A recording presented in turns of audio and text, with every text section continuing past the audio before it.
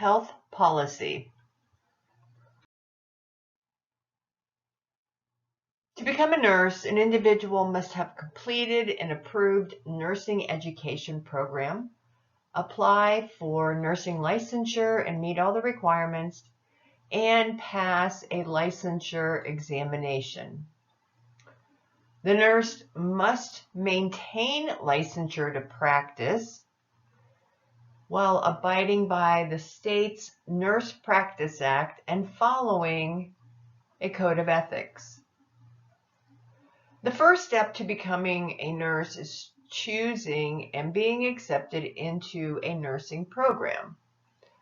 There are various types of nursing programs. Practical nursing are non-degree programs offered at public or private technical or trade schools. Registered nurse, these are typical education paths or programs housed at public or private educational institutions and leads the individual to attain an associate's degree, a bachelor's degree, or entry-level master's degree or diploma offered at a healthcare organization. For program approval, each state board of nursing regulates the education of nurses predicated on the health and safety of the public, meaning health and safety are number one priority for the Board of Nursing, the State Board of Nursing. Each Board of Nursing oversees nursing programs for pre-licensure education and advanced practice nursing programs. Nursing programs seek accreditation to demonstrate their quality of education. The National League for Nursing's Commission for Nursing Education Accreditation is a national accreditation agency that is concerned with continuous quality improvement of the nursing program across the educational spectrum. When a school of nursing is seeking CNEA accreditation, the program first provides a systematic self-assessment of their program, addressing institutional support and the accreditation standards for quality nursing education. The Accreditation Commission for Education in Nursing, or ACEN, accredits clinical, doctoral, master's, baccalaureate, associate, diploma, and practical nursing programs.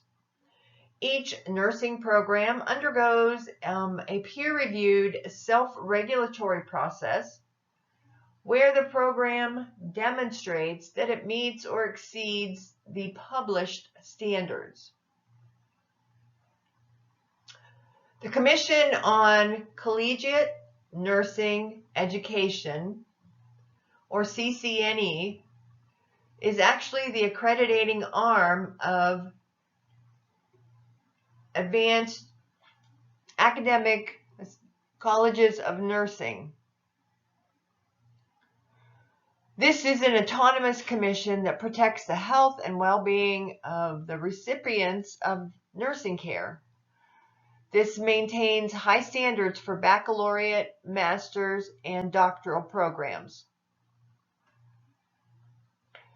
In most states, the Board of Nursing regulates the licensure of registered nurses and practical nurses. Some states, California, Louisiana, and West Virginia, have separate governing bodies for registered or practical nursing. Many state boards of nursing have agreed to multi-state licensure and have joined the Nurse Licensure Compact. The Nurse Practice Act is regulated at each state legislature.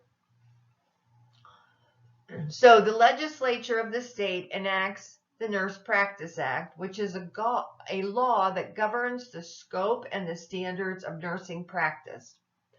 Nurse Practice Acts define the authority of the State Board of Nursing, identify types of licenses and titles for nurses, and prescribe requirements for licensure and nursing education in each state. Nurses collaborate with other nurses to form professional organizations based on similar interest, specialties, nursing roles. Professional nursing organizations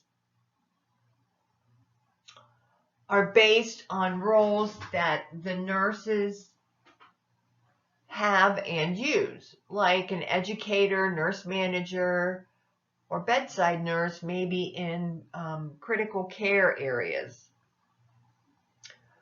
The American Nurses Association is one of the largest professional nursing organizations, and it represents around 3.6 million nurses. The ANA is concerned with advancing nursing profession through protecting interests of nurses, promoting a safe and ethical work environment, advocating on healthcare issues that affect the public. Advocacy is considered the single most important role of the nurse. When clients are ill, they're vulnerable and they need help. Advocacy for nursing stems from our moral obligations to fight for the rights of clients. The Code of Ethics was created by the American Nurses Association, and it established ethical standards for the profession of nursing. The Code of Ethics has 9 provisions. These define ethical practice and professionalism, as well as serve as a statement of nurses' ethical values, obligations, and professional ideals. Nursing staffing is a process of determining the actual correct number and skill mix of nurses for the number and the acuity of clients. Acuity is a determined amount of nursing time necessary to provide nursing care services for each client. Organizational policies are in each healthcare delivery institution. These are written policies and procedures for every nursing intervention. The manuals for policies and procedures outline the standards of care that meets regulatory and accreditation requirements, and these also promote safety. Nurses are held liable for professional negligence if a client suffers injury and the nurse has failed to follow the facility's policy or procedure. Nurses can contribute to healthcare policy through involvement on committees and by applying best evidence in practice. Regulatory law is, an example is the Occupational Safety and Health Administration, which requires employers to provide protection for individuals that have potential to be exposed to blood or body fluids. Legislation at the federal and state levels will impact the health of each individual who is born, lives, works, and travels within the United States borders. The geographic location, environment, human genetics, income, and gender can affect the overall health of individuals and the community. Health policy is vital because it determines the health of each individual and the community. The United States Code for Health is composed of federal laws. The concept, health in all policies, suggests that every policy that is created, whether transportation, education, criminal justice, or business, had some sort of health implication. Each state legislature has a constitution and state laws. Several states authorize or require the provision of healthcare services for citizens, and the state's budget is 1/3 utilized for healthcare. Local laws are enacted within a geographic area, and local public health agencies address concerns about the health and welfare of the community or county individuals.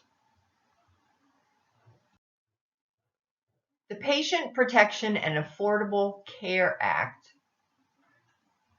is a multi-tiered approach to provide affordable health care coverage to every individual within the United States borders. Individuals having health insurance that provide preventative care helps keep people healthy, children in school, and adults at work. The Affordable Care Act includes a mandatory list of benefits that are required under any health insurance plan. Underinsured individuals, or individuals whose health care costs are paid out of pocket and total more than 10% of their annual income, or 5% of their income if they are below the federal poverty level. Being underinsured, routinely meaning without health care coverage, is closely aligned with poor access to health care and the lack of preventative health care. The Health Insurance Portability and Accountability Act protects individual health insurance coverage through portability, or the ability to transfer and continue health coverage if the person loses the employer-sponsored health insurance due to a job loss or job change. The HIPAA privacy rule applies to any form of health information, whether it is paper, oral, or electronic, that is transmitted between individuals or institutions. The privacy rule also safeguards the client's protected health information.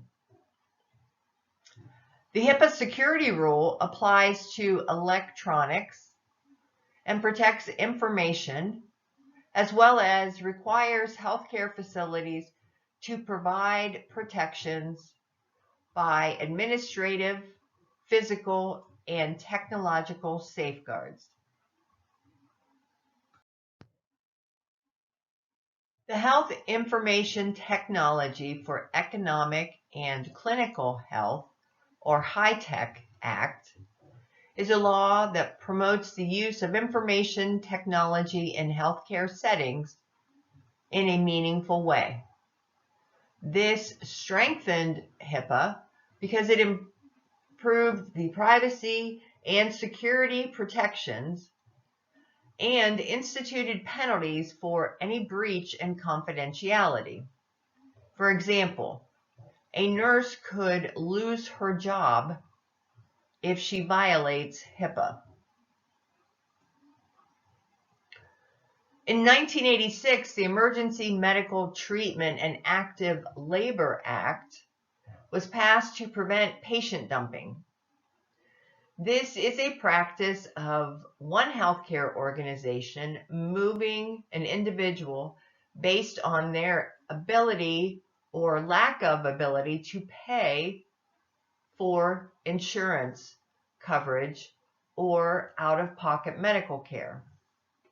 This law ensures that an individual who goes to an emergency room in a healthcare organization will minimally receive a medical examination and treatment until they are stabilized. In 1990, the Patient Self-Determination Act required healthcare organizations to inform clients of their right to make decisions regarding their healthcare and to indicate whether or not the individual has made an advanced directive. This provides clients the right to refuse treatments. The ANA's Code of Ethics requires nurses to educate individuals about advanced directives, and federal law requires healthcare organizations to provide advanced directive information and forms to clients. Living wills allow individuals to decide what life-saving measures they desire if they cannot make their own decisions. The living will is only used when the person is terminally ill or permanently unconscious, as determined by two healthcare providers. Another advanced care directive is a durable power of attorney for healthcare, which allows a proxy to be appointed to make healthcare decisions on behalf of an individual if they become incapacitated and cannot make their own decisions. A proxy should know the individual well and also be aware of the individual's wants and desires. The Controlled Substances Act is for the potential abuse, and it regulates medication based on pharmacological effects and history, current pattern, and significance of abuse. Federal regulated substances that have potential for abuse are placed in one of 5 scheduled categories. The Mental Health Parity and Addiction Equity Act ensures individuals with mental illness receive coverage equal to those with medical illness or those that need for surgical intervention. Mental health disorders are often characterized by alterations in thinking, judgment, mood, or behavior. And most often, these are common causes of disability.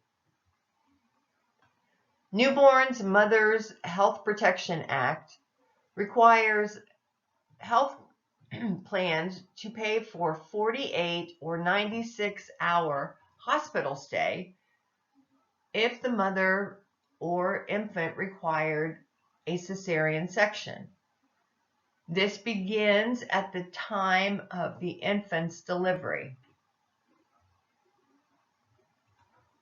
The Americans with Disabilities Act prohibits discrimination against individuals that have any physical or mental impairment that would hinder their life activities. The Uniform Anatomical Gift Act prohibits another person from revoking consent of an organ donation after death. The Omnibus Reconciliation Act provides for regulation and oversight of long-term care facilities to protect its residents. Health policies aim at improving access to care and ensuring quality of care. Without access to quality health care or poor quality health care, individuals can expect poor health outcomes. Health disparities are preventable differences in incidence and prevalence of disease, injury, or violence based on race, ethnicity, gender identity, age, socioeconomic status that result from unequal access to care.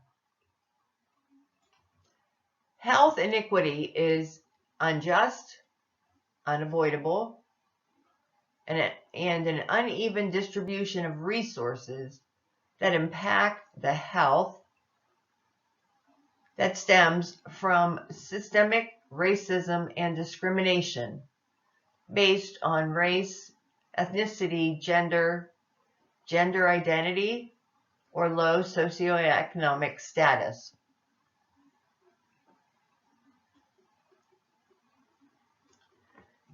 Health equity is the removal of obstacles, any disparities,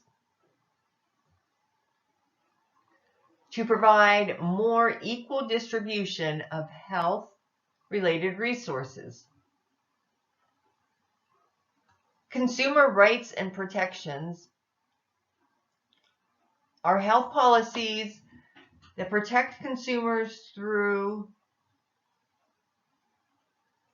the rights and protections signed into law by President Clinton and known as the Bill of Rights and Responsibilities. It was refined by the Affordable Care Act in 2010. Current rights are protected by law and must be provided by health insurance plans. Insurance is employer-sponsored health insurance and a benefit of employment. Many people have health insurance through their own or the spouse's employer.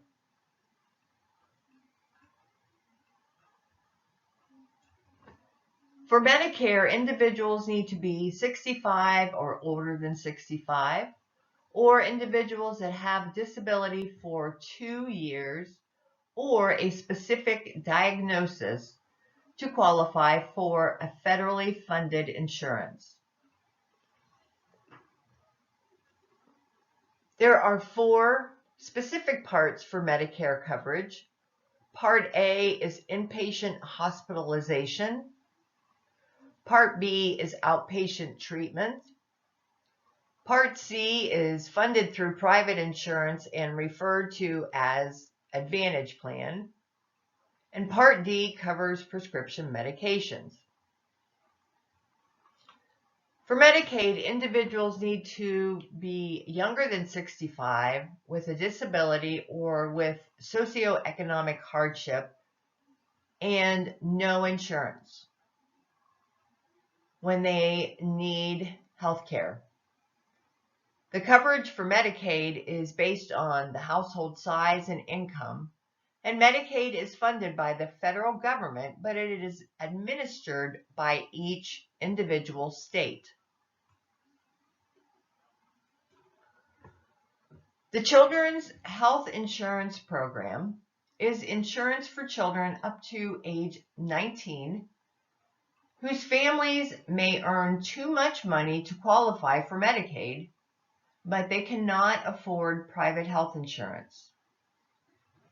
This is a comprehensive program that covers routine physical exams, visit to healthcare providers for health, vision, and dental, immunizations, hospitalizations, prescriptions, and lab services. Accountable care organizations are networks of providers of healthcare services that have joined to share the cost and coordination of services for a population.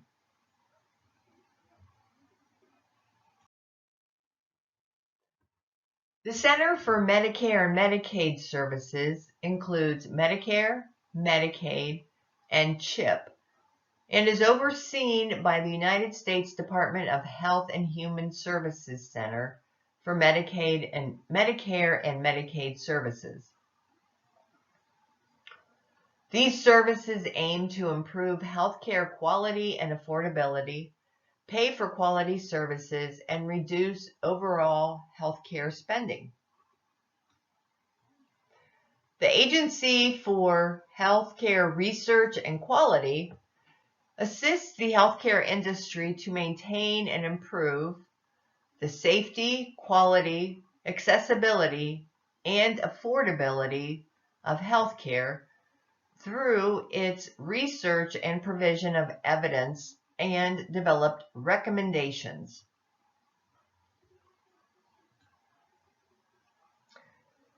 The Administration on Aging is a federal agency that is responsible for protecting concerns and interests of older adults and people who provide their care.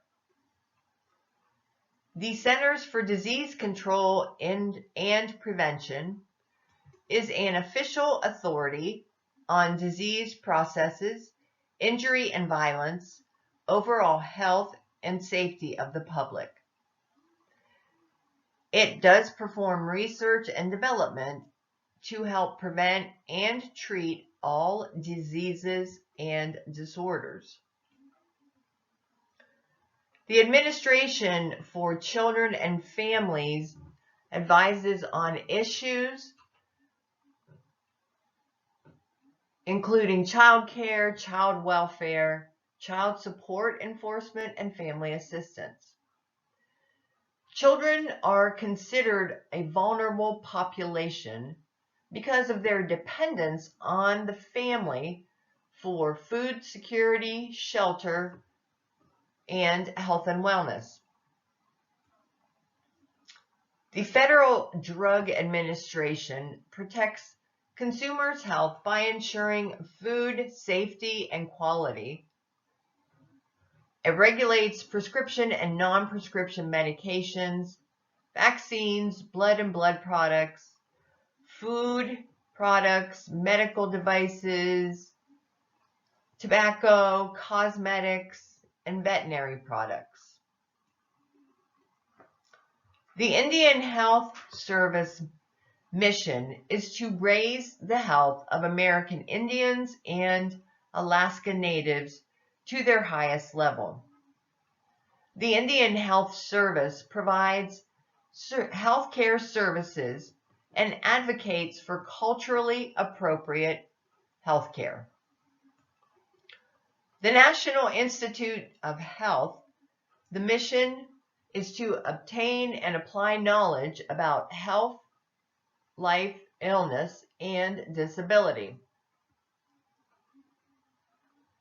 The Substance Abuse and Mental Health Services Administration provides leadership through programs, policies, information, and personnel to decrease the impact of mental illness and substance abuse.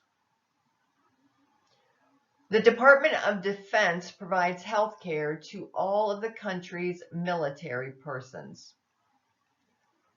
The Department of Labor provides oversight to protect consumers' interests with health insurance benefit and nurses' interests and safety.